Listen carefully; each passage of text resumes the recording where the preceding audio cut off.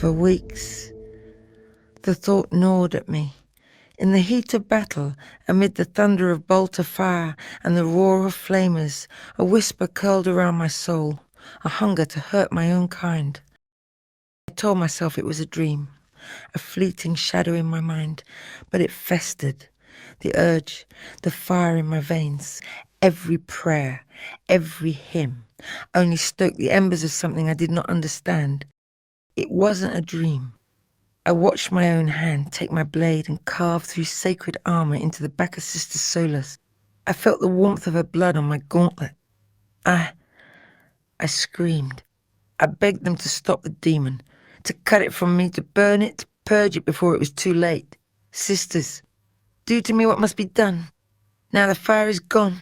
The whispers are silent. My blood cools as it leaves me, soaking into the earth, joining the countless dead. The Emperor's light finally takes me home.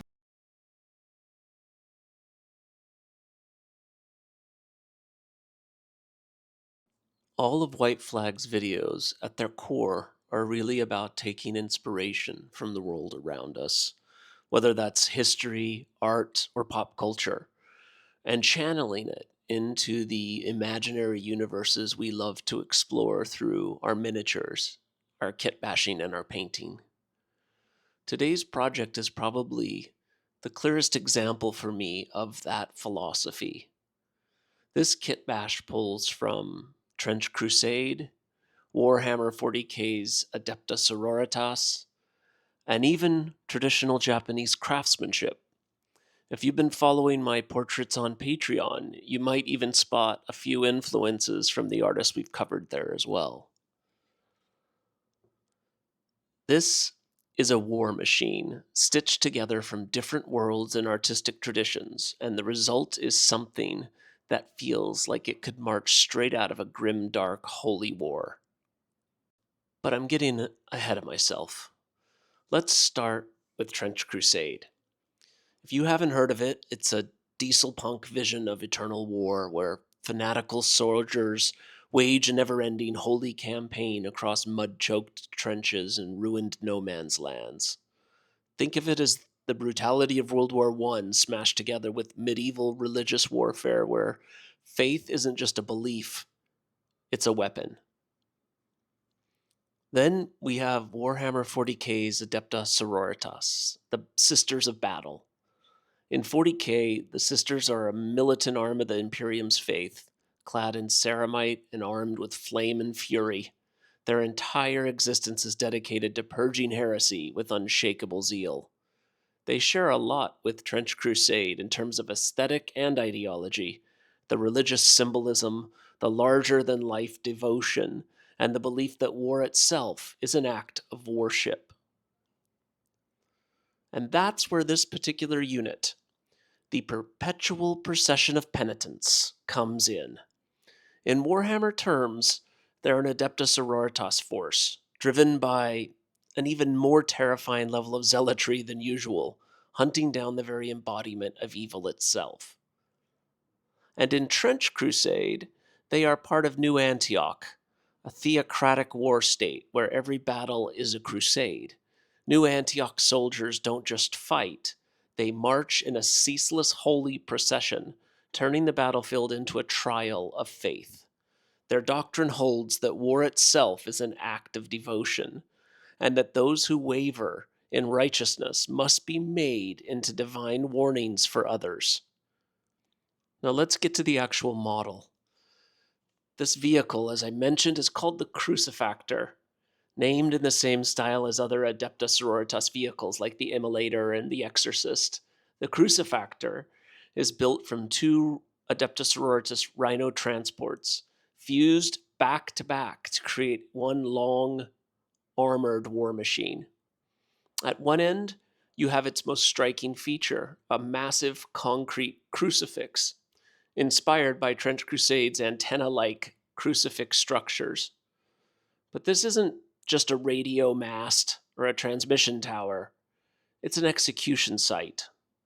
Nailed to the cross is the corpse of a false prophet, once an Adepta Sororitas warrior in a Paragon war suit, caught mid-transformation into a vessel of the devil. Half of her body has turned into a writhing tendril-like horror. The sisters managed to crucify her before the corruption fully consumed her, leaving her as both a warning and a martyr. Her white hair, soaked in blood, veils her face, a stark reminder to their ruthless faith. And if you recognize the gnarled skeletal elements winding through the cross, that's because it draws inspiration from the work of Baczynski, who I covered in a Portraits on Patreon video. His surreal, decayed religious imagery felt like the perfect match for the crucifactor and really, I think, brings the iconic Trench Crusade crucifix to life. But this execution did not go unwatched. Atop the crucifactor's cross, 3 divine guardians loom, angelic figures painted in the style of biblically accurate seraphim. 2 are winged spheres, their forms dominated by a singular all-seeing eye. The third, even more unsettling, is a winged mouth filled with jagged teeth, a voice of divine judgment incarnate. These beings serve as a holy reminder of the power of God, their presence ensuring that the crucifixion does not go awry. Whether they are spirits of vengeance or merely manifestations of faith, none dare question their purpose or their presence. Now, at the other end of this vehicle, we have a heavy artillery piece. Think of a basilisk in 40k, but sanctified.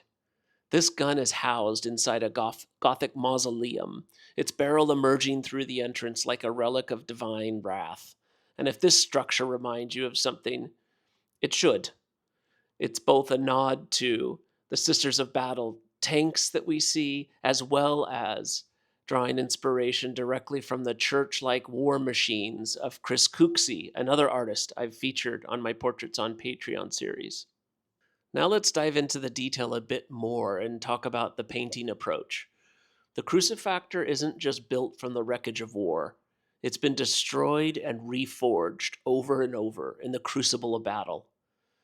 So I chose the Japanese craft of Kintsugi as the core painting technique for the vehicle itself.